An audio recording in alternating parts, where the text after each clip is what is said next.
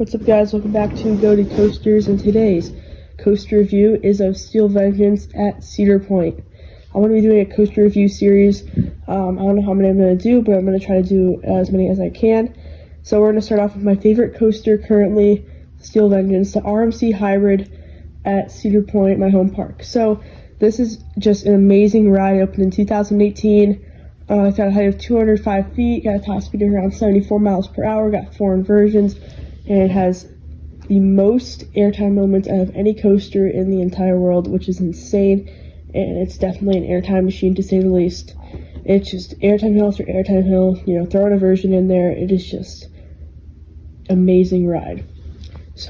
So we're going to talk about it today, and we're going to see why it is a 10 out of 10 ride for me personally, and why it's my favorite coaster. So first off, RMC is my favorite coaster manufacturer, I guess, because, Steel Vengeance is the only coaster I've rode from them, but, it's my favorite, and judging off their other rides, you can just tell that those other rides are amazing rides. So, like, Air Force One opened this year, other rides like Cedar, Iron Gwazi are some of the best rides other enthusiasts say in the world.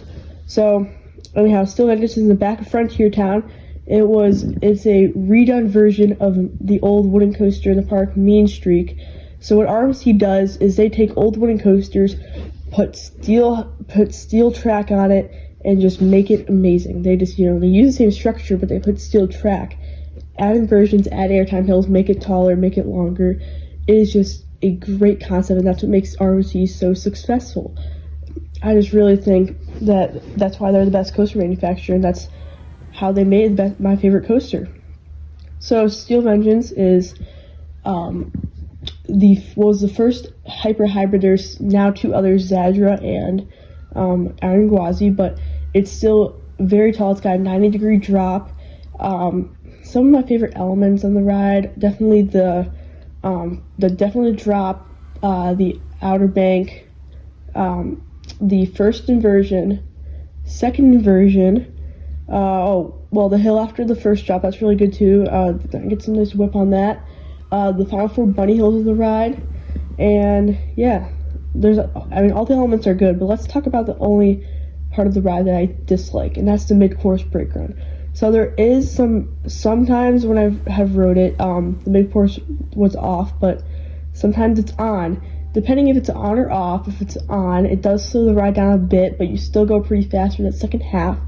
If it's off, you fly through the second half. You still fly through the second half if it's on, but, you still don't get as much speed. So that's the only downside with it. Everything else is good. So it does have a locker policy, so halfway through the line, you have to put all your belongings in your locker. Everything, because at the ride's opening year, there was a ton of incidents with phones and all that. So now you have to put everything in a locker halfway through the line, so you can have all your phones and stuff halfway through the line, but then once you get to that point and you're basically almost at the station, you have to put all your stuff in a locker, and you don't have to go through metal detectors. So that's another downside with it. The lockers are free though, which is good. But yeah, so that's basically everything I wanted to talk about today, and hope you guys enjoyed my review of Steel Vengeance at Cedar Point. Thank you for watching.